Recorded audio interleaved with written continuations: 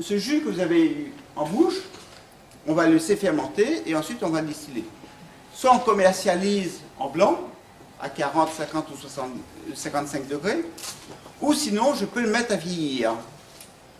Alors, la réglementation française, c'est très important, dit que rhum, pour qu'elle porte la mention rhum vieux, il faut qu'elle soit vieillie 3 ans minimum en fût de chêne de moins de 220 litres.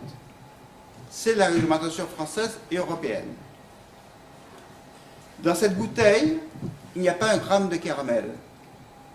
C'est la coloration naturelle du chêne qui lui a donné sa couleur et son parfum.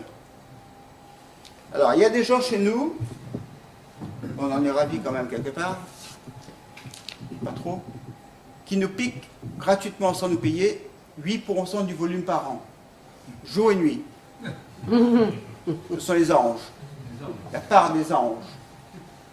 L'évaporation est de 8% du volume par an. Ce qui veut dire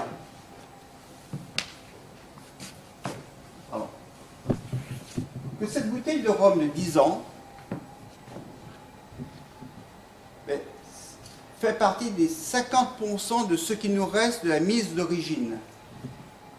En 10 ans, nous aurons perdu en évaporation 50% environ de ce qu'on a mis à vieillir. Si je mets 100 fûts à vieillir maintenant, dans 10 ans, il va me rester 50. Alors pourquoi il va me rester 50?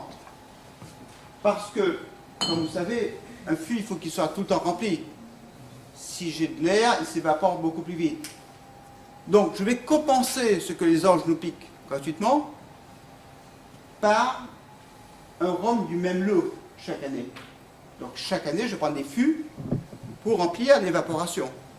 Ce qui est contraire à la méthode Solera. Vous savez ce que c'est, la méthode Solera? La méthode Solera, c'est que je vais compenser l'évaporation par un rhum plus jeune. Donc, quand j'arrive 10 ans, dedans, j'ai du 10 ans, 9 ans, 8 ans, 7 ans, etc.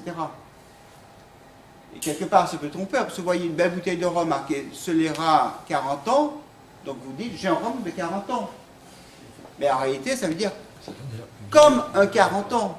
Parce qu'il y a peut-être ça de 40 ans dedans, et comme dans certains pays, ils considèrent que c'est l'âge le plus vieux qui l'emporte, donc quel que soit le pourcentage de 40 ans qu'il y a dedans, mais ils disent, comme j'ai ça de 40 ans, donc je mets 40 ans sur mon étiquette. Solera, comme un 40 ans. Alors que moi, si je vous dis 10 ans d'âge de solution, soit c'est 100% 10 ans, ou sinon, rien ne m'empêche, je ne fais pas parce que ça me coûte trop cher, mais rien ne m'empêche de mettre ça de 10 ans et ça de 30 ans, je vais vous dire que c'est quand même un 10 ans d'âge. Parce que c'est l'âge le plus jeune qui l'emporte. Bon, là je vous rassure, vous avez 100% 10 ans.